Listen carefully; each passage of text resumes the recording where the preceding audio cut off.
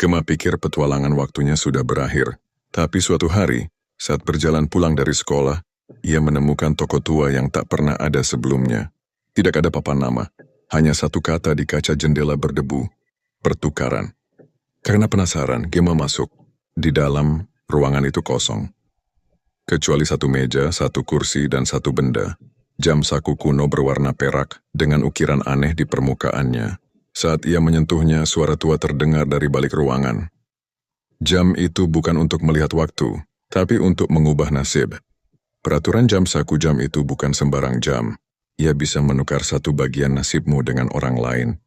Entah itu keberuntungan, kesedihan, keberhasilan, bahkan kematian.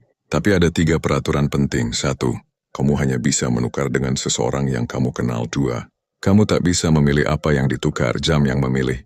3, setiap penukaran akan meninggalkan bekas di jiwamu. Gema pulang dengan jam itu.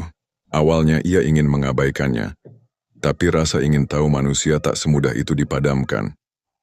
Penukaran pertama, teman sekelas temannya, Rino, selalu terlihat ceria.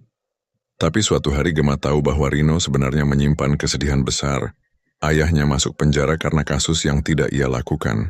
Gema memegang jam saku, memikirkannya. Dan jarum jam berputar sendiri. Cahaya biru menyala. Esok harinya, Gema bangun dengan mimpi buruk dan rasa takut yang aneh. Dan Rino terlihat lebih ringan, lebih bahagia. Gema baru saja mengambil sebagian beban hidup Rino. Penukaran kedua, seorang ibu di pasar. Gema melihat seorang ibu tua tertidur di pinggir pasar, kelaparan. Ia memikirkan ibu itu, dan jam berputar lagi.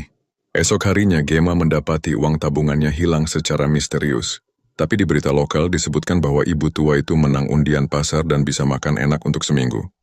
Bahaya yang mulai terlihat setiap penukaran membuat Gema berubah perlahan. Ia mulai sulit mengenali pikirannya sendiri. Mimpi-mimpinya menjadi campur aduk antara kenangan sendiri dan orang lain.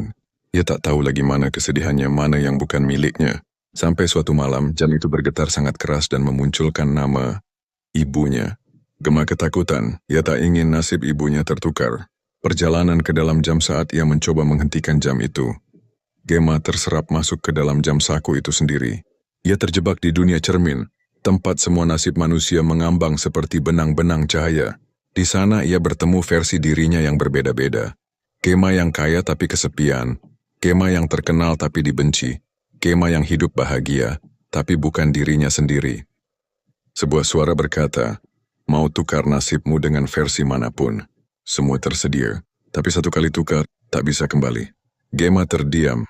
Ia melihat satu versi di mana ia tak pernah kenal waktu, tak pernah masuk ke kereta masa depan, dan hidup biasa-biasa saja.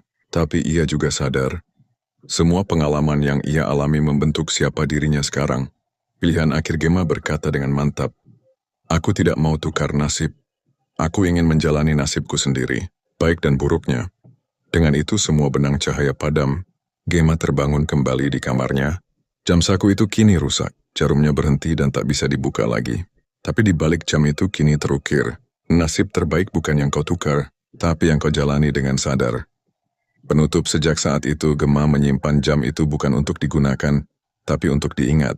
Ia tahu semua orang punya bagian gelap dan terang dalam hidupnya, tapi yang membuat hidup bermakna bukan menukarnya, melainkan memilih untuk tetap berjalan.